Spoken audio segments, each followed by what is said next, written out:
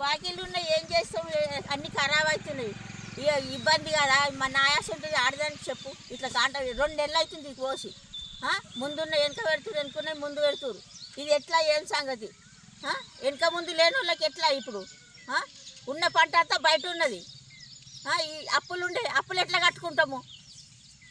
ఇబ్బంది కదా, వెనక ముందు లేని వాళ్ళకి చేసే వాళ్ళకి ఇబ్బంది కదా. ఉన్నోళ్ళే పెట్టుకుంటారు, లేని వాళ్ళం ఏం చేయాలి?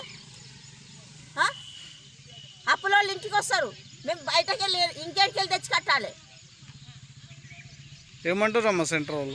ఏమంటారు, ఎన్నుకున్న ముందు పెడతారు, ముందు వాళ్ళని ఇద్దరిని బెదిరిస్తారు. బెదిరించే వరకు వాళ్ళు పూలు పడుతారు.